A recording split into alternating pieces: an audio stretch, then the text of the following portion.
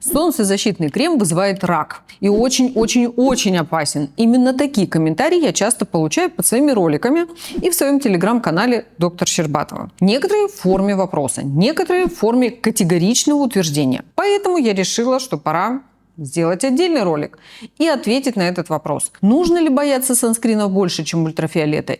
И рисков, которые он несет. Фотоповреждение ДНК наших клеток, морщин, риска рака кожи, пигментных пятен. Начала я изучать, и что же такого страшного говорят об SPF-средствах, и, честно скажу, самой стало страшно. Вот совсем не вру. Блогеры, форумы и даже отдельные публикации утверждают, что компоненты солнцезащитного крема якобы вызывают рак. Многие отказываются от него, боясь химии и гормональных сбоев. Недооценила я масштаб тревоги. Признаюсь. Меня зовут Юлия Щербатова. Я кандидат медицинских наук, главный врач клиники, врач-дерматолог, косметолог. В этом ролике я объясню понятным языком, как работает SPF, что там с ним может быть не так, чего на самом деле надо бояться, а там есть кое-что не очень приятное. И отвечу на 7 самых распространенных утверждений об SPF. Так, чтобы у вас отпали все вопросы. И дам четкий, понятный совет. Как же выбрать правильный и безопасный солнцезащитный крем? Обязательно делитесь с друзьями, чтобы они тоже узнали правду. Ролик, скорее всего, получится длинным, но вы сами просили, поэтому не жалуемся. Почему вообще обвиняют солнцезащитный крем в каких-то вредных воздействиях? Главным образом потому, что в солнцезащитных кремах часто содержатся два компонента, которые уже просто оскомину всем набили. Это оксибензон и бензол. Эти два разных компонента содержатся в виде химических фильтров в солнцезащитных кремах. Оксибензон – это химический фильтр, органический, который под воздействием ультрафиолета начинает свое биохимическое превращение и как раз в череде этих биохимических реакций начинает поглощать ультрафиолет и защищать нашу кожу. Он прозрачный, он никак не выглядит как какое-то белое вещество на нашей коже, и его очень любят фармпроизводители, производители косметических средств, потому что он такой прозрачный, незаметный. Оксибензон оказался в центре критики по двум причинам. Это воздействие, возможное воздействие на гормональную систему человека, то есть разговор об ускорении полового созревания и об отрицательном воздействии на щитовидную железу. Вторая причина – это воздействие на морские микроорганизмы, на морские большие организмы, то есть вот такой вред природе. Итак, давайте посмотрим внимательно в исследования, которые мы видим по поводу оксибензона. Во-первых, ни одно из них убедительно не доказало влияние оксибензона на вот эти процессы. Если мы используем средства SPF с оксибензоном в тех количествах, которые мы обычно используем, это на лицо примерно чайная ложка, а если на тело, то это размер ладони, в этих количествах оксибензон не оказывает никакого отрицательного влияния на эндокринную вашу систему. Мы не знаем, что там происходит с морскими существами, но, опять же, в этих количествах это недоказанный вред. Поэтому обвинять оксибензон в том, чего он сделать не может в обычных концентрациях, согласитесь, нечестно. Приведу пример. Это точно так же, как сказать, что очень известный подсластитель аспартам из Кока-Колы оказывает воздействие на онкологический процесс и вызывает рак. Но никто не говорит о том, что нужно пить 15 литров Кока-Колы в день для того, чтобы достичь вот этой концентрации аспартама в организме, чтобы вызвать рак. Вот точно так же получилось с оксибензоном. Поэтому так нечестно. Но в любом случае, если вы напуганы оксибензоном, читайте внимательно этикетки, выбирайте другой состав, который не содержит оксибензона, или вовсе перейдите на средства SPF, которые содержат только физические факторы защиты. А что это за такие физические факторы защиты, я расскажу немного позже. А теперь поговорим про второй компонент. Это бензол.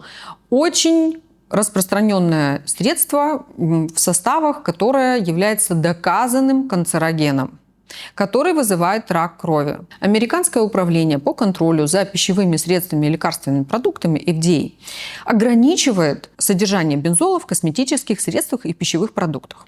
Но давайте зададим себе вопрос, откуда вообще этот бензол, такой опасный, который вызывает рак, попадает в косметические средства? Внимание, новость. Попадает он туда не как компонент основной, входящий в состав, а как загрязнитель. На некоторых производствах, которые не очень качественно, не очень ответственно относятся к производству своей продукции, бензол попадает в состав при нарушении производства и хранения сырья и хранения конкретного уже продукта. Поэтому, когда бензол попадает в в состав средств, мы можем его там найти, но для того, чтобы как-нибудь вызвать там рак крови или что-нибудь такое, еще другое онкологическое в организме, помните, что это должны быть огромные концентрации, и это должно быть системное применение день за днем в больших концентрациях, и только тогда это возможно. И выбирайте качественного производителя, который не допускает попадания бензола в свой продукт. Давайте теперь детальнее посмотрим, что говорят по-настоящему серьезные и уважаемые исследования про опасность или безопасность солнцезащитного крема.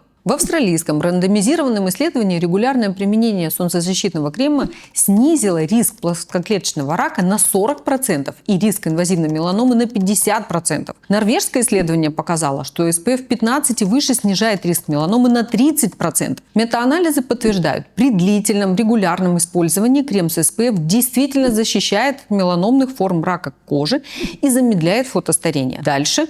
Всемирная организация здравоохранения, ВОЗ, как бы мы к ней ни относились, все же рекомендует солнцезащитные средства как часть комплексной защиты. Далее, Центр по контролю и профилактике заболеваний США рекомендует использование средств SPF 30+, в дополнение к одежде и тени. Фонд по борьбе с раком кожи в США называет солнцезащитный крем первой линией обороны. И чтобы не быть голословной, ссылки на эти исследования я оставлю в описании к этому ролику. Теперь давайте обсудим, как же действуют солнцезащитные кремы, а именно механизм их действия. Существует два типа ультрафиолетовых фильтров. Первый – химические или органические. Такие компоненты, как оксибензон, авобензон и актиноксат. Они поглощают ультрафиолет и преобразуют его в тепло. Механизм работает как губка. Лучи проникают в верхние слои кожи, но останавливаются на молекулах крема. Некоторые из них действительно попадают в кровь, но доказанного вреда при типичном использовании не выявлено. Тем не менее, у чувствительных людей возможны аллергические реакции или раздражение. И второй тип – физические или минеральные фильтры. Как раз тот механизм, о котором я вначале обещала вам рассказать и который подойдет тем, кто боится химических фильтров.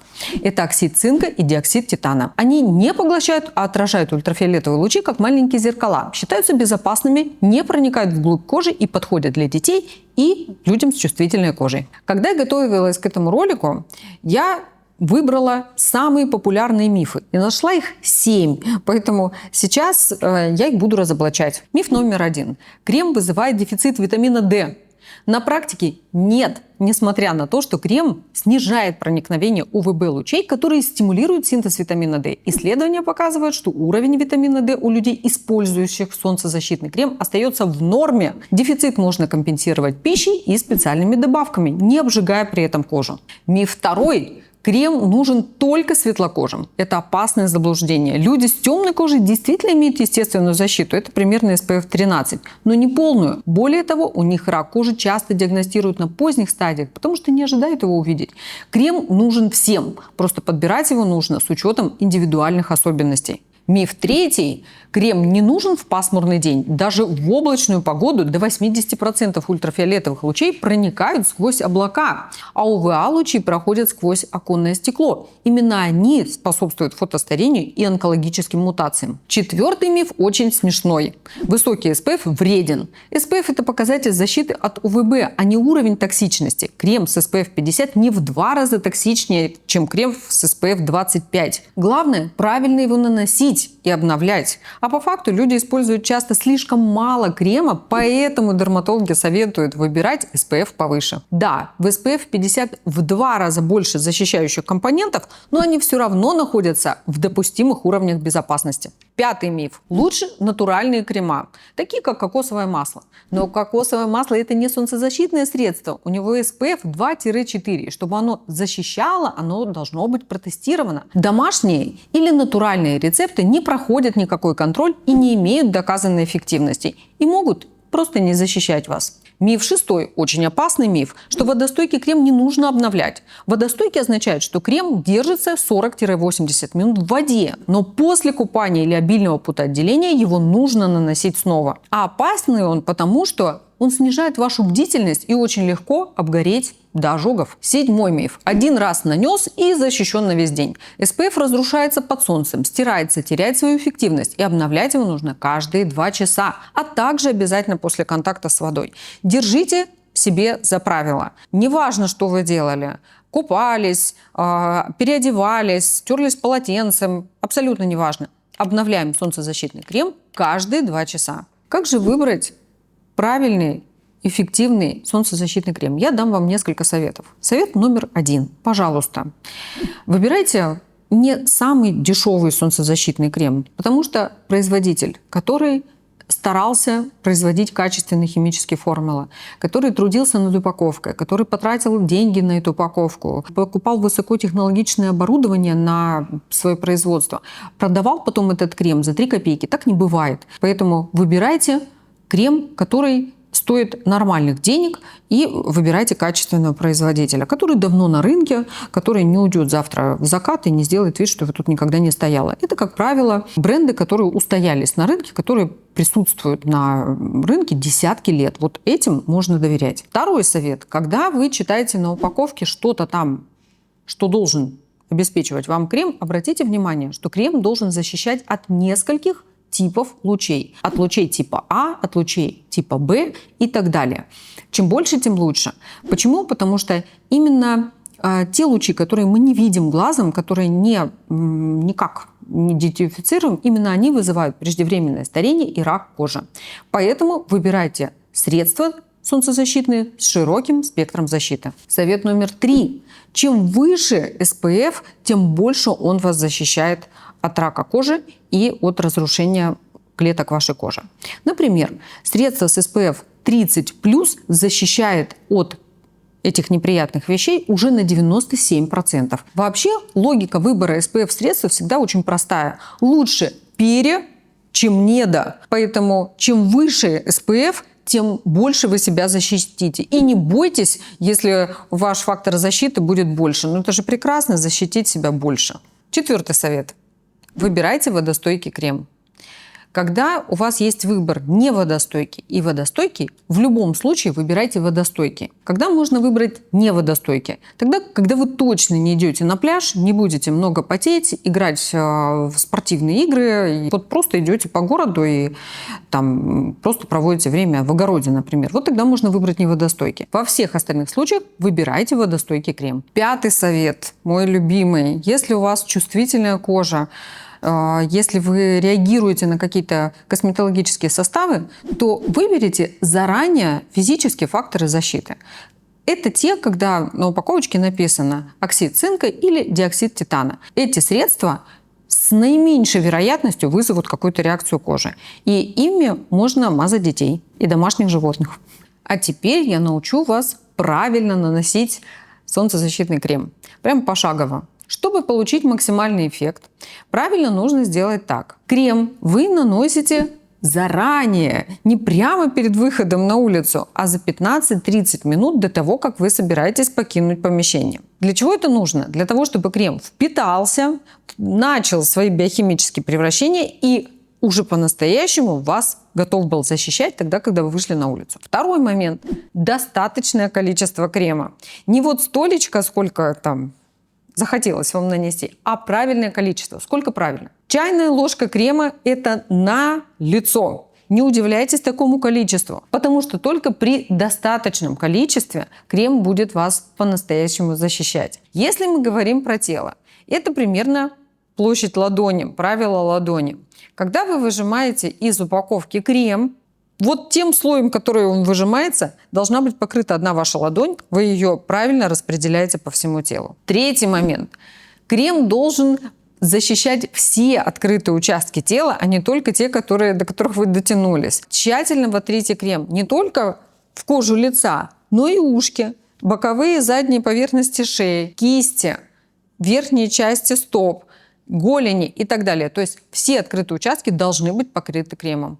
4-й момент.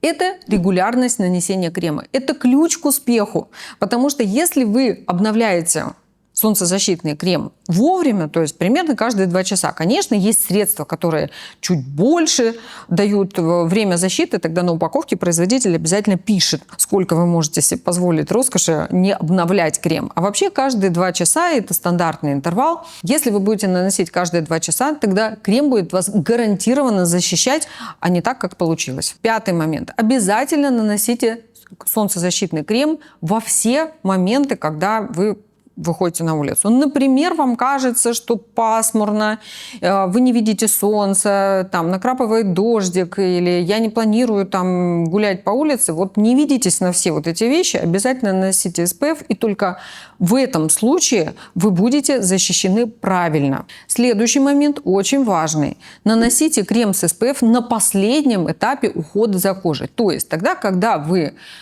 после умывания, после нанесения тоника, сыворотки и основного ухаживающего средства наносите SPF-крем. Вот тогда он будет работать. Если вы пользуетесь макияжем, наносите декоративную косметику, тут тоже все очень просто. Основной крем, SPF-крем и потом макияж. Вот тогда все будет правильно. Следующий момент. Позаботьтесь о задней поверхности своего тела. Спина, бедра и так далее. Есть очень неприятная статистика. Одинокие люди, у которых нет пары, очень часто страдают как раз от поражения таких участков тела, как задняя поверхность, спина, потому что человек часто не домазывает как раз вот эту серединку спины. Есть очень смешные всякие рилсы, когда там люди валиком буквально наносят какие-то солнцезащитные средства, и так тоже хорошо. А вообще попросите ближнего нанести крем на спину, не пропускайте спину, потому что, еще раз, по статистике, самая частая зона для возникновения злокачественных опухолей – это спина.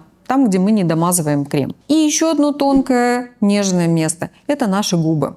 Обязательно наносите бальзам с SPF на губы. Не надо думать, что если вы мужчина, этого делать не надо. Вот, кстати, есть очень тонкий тоже такой момент наблюдения, что во время отдыха на солнце, на море возникает герпес на губах. Когда он возникает? Тогда, когда есть солнечный ожог, потому что в этот момент активируются вирусы и начинают разрушать красную кайму губ. И чтобы этого не произошло, а также не произошло распада ваших коллагеновых волокон, обязательно наносите бальзам с SPF на красную кайму губ. Дорогие друзья, доказано, нанесение крема с SPF снижает риск возникновения злокачественных опухолей на 30%. Пусть эта цифра останется с вами. И никогда не забывайте ее. А если вы хотите, чтобы я сделала обзор на солнцезащитные кремы, которые пользуюсь я сама и пользуются члены моей семьи, с вас 1000 лайков, а с меня обзор солнцезащитных средств.